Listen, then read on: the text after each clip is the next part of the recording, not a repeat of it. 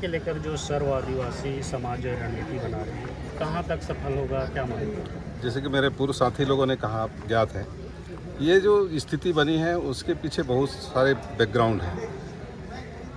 2000 जब राज्य बना 2000 में, उसके बाद से चालू हुआ है तो अब तक ये ख़त्म नहीं हुआ है।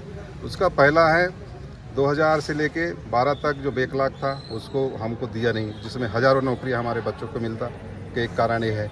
2005 में भारत सरकार ने पूरे देश के लिए एक व्यवस्था बनाया कि किस किस प्रतिशत कितना कितना आरक्षण मिलेगा। इसमें 32% छत्तीसगढ़ का एसटी का था, 12 एससी का था और 6 इनका था, ओबीसी का था। उसमें जब 2012 में हमारे समाज के लोग आंदोलन किए तो उसमें 32, 12 और 14 कर दिया, उसने 6 से 14 कर दिया। भारत सरकार के उल्लंघन हुआ तो उससे भी लगा कि ये कहीं ना कहीं चलो हम उनको फ़ायदा हुआ, हमको नहीं है, लेकिन हमारा कम हुआ, उसमें हमको रोका है।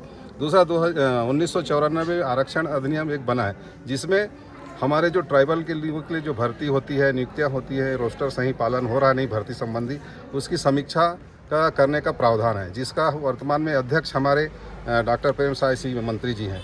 उन्होंने इतने साल में एक भी बार समीक्षा नहीं किया कि सही हमारे समाज के साथ अन्याय हो रहा है या नहीं हो रहा है। दूसरा, फिर ये जो हमारा जो आरक्षित वर्ग के जो बच्चे हैं उनको 2.5 लाख छात्रवृत्ति का प्रावधान रखा है। 2.5 लाख का जो उसमें सीमा में रहेंगे उस उतने तक ही मिलेगा, जबकि अन्य जो ओबीसी है, सामान्य है, उनके लिए 8 लाख और 10 लाख रुपया रखा है। तो इस प्रकार से ये जो दिख रहा है उसके कारण लोगों में थोड़ा अन्याय है। इसी कारण ये हम लोग इस चुनाव को बहिष्कार कर रहे हैं, ताकि एक अधिक से अधिक उम्मीदवार खड़े तो चुनाव आयोग भी सोचे कि इतना क्यों हुआ, और भारत देश भी सोचे कि इतना विरोध क्यों कर रहा है। इतना भारत देश में, संसार में कहीं नहीं हुआ होगा कि 401 पोलिंग बूथ में एक चुनाव क्षेत्र में उम्मीदवार उतरे हों।